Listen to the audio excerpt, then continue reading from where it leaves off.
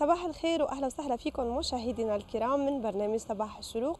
وفقرتنا اللي عودناكم عليها فقره ديزاين. بتمنى اليوم المواضيع اللي اخترناها لانكم تنال اعجابكم.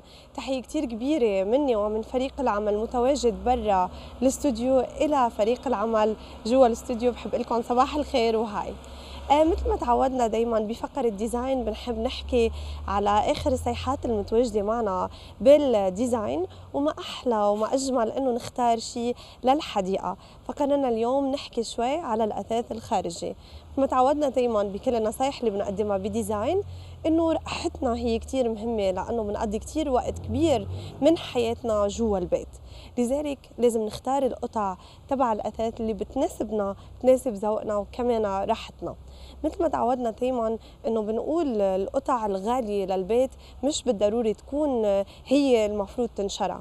ممكن نستثمر باشياء غاليه بمحلات تانية من البيت، ولكن الاستثمارات المهمه بدها تكون بالقطع الكبيره. مثل ما بتعرفوا هلا مع تغيير الطقس والحراره الزايده صرنا ممكن نقضي وقت كتير كبير برا اكثر من جوا. فاخترت اليوم بعض النصائح اللي بنقدر نتناقشها مع بعض ونحكيها مع بعض كيف بنقدر نختار الأثاث المضبوط للحديقة. طبعا هديك المرة حكينا بالفقرة إنه الألوان شيء كتير مهم، والألوان المتناسبة، يعني ما فيني أنا أحط ألوان صاخبة مع بعض جوا البيت وكذلك برا البيت. الحديقة كتير حلوة إنه نقدر نقضي فيها وقت نحن وجميع أحبابنا، لذلك الألوان لازم تكون ألوان هادية تلبق على الخضار الموجود بالجنينة. لازم ناخد بعين الاعتبار أشياء تانية، وهيدول هن النقاط اللي بدنا نناقشهم اليوم مع بعض. أول نقطة إنه ما لازم نختار الأثاث الخارجي يكون رخيص كتير، لأنه إذا اخترنا شيء كتير رخيص مع الزمن رح يروح، مع فترة كتير قصيرة خلال أشهر رح يتغير الشكل ورح نضطر نشتري صالون تاني أو طقم تاني للحديقة. لذلك إذا أنا ما كان عندي المبلغ المناسب أني أشتري الأثاث المناسب للجردة، ممكن استنى شوي لحتى يصير معي المبلغ، أو بيصير أوكازيون، مرات بيصير محلات أثاث بتعمل عروض خاصة، فبنستنى لنشتري طقم كتير مناسب، لأنه بدنا نعرف إنه الطقس الخارجي غير الطقس الجوا. ممكن الأثاث جوا البيت نقدر نحافظ عليه فترة أطول لأنه موجود جوا البيت، ما في شمس ما في شتاء، لكن الأثاث برا البيت رح يتعرض للشتاء، للهواء، للبرد، لكل أنواع الأشياء الطبيعية اللي ممكن يتعرض لها. لذلك لما نختار قطعة نختارها شوي غالية. الشغلة الثانية المهمة كمان، مثل ما تعودنا انه نحن بالبيت بنقضي ساعات طويله، فكتير مهم انه نختار شيء على راحتنا، يكون مناسب لنا ونقدر نرتاح.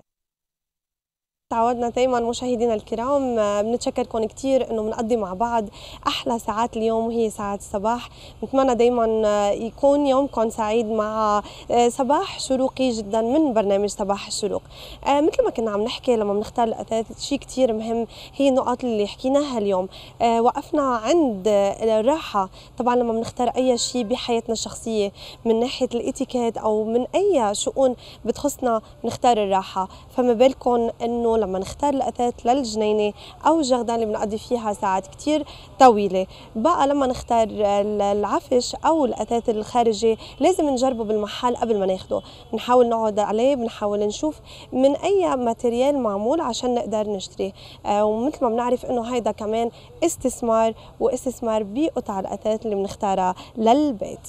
مثل ما حكينا بالفقرة القديمة أو اللي قبل هاي، إنه لما بنعمل ديزاين لجوا البيت بناخد بعين الاعتبار المساحة الموجودة عنا بالبيت، ما نقدر نحط شيء كتير كبير بمساحة كتير صغيرة. فنفس الشيء بدنا نعتمد بالجنينة أو الجردة وقتها بدنا نحط أشياء نقعد عليها، أشياء مريحة لنا ولضيوفنا. لازم ناخد بعين الاعتبار المساحة اللي نحن عم نحط فيها الأثاث الخارجي.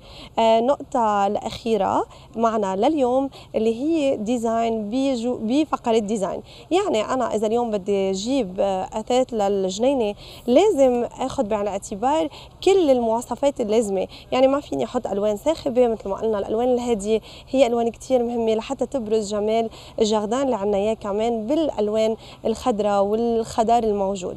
بنتمنى فقرة اليوم نالت إعجابكم. حنرجع نعيد النقاط المهمة باختيارنا للأثاث اللي هو لازم نستثمر، ما نشتري قطعة كتير رخيصة. الراحة تبعنا الشخصية عند اختيار الأثاث لازم يكون نقطة كتير مهمة ومنركز عليها. الشغلة الثالثة اللي هي ما فينا ناخد شيء كتير كبير، يعني قطعة أثاث كتير كبيرة ونحطها بمكان صغير. وآخر شيء إذا اشترينا وحبينا نحط شيء ببيتنا لازم ناخد بعين الاعتبار كمان آخر صيحات الموضة، ولكن الألوان شيء كتير مهم بالنسبة للديزاين.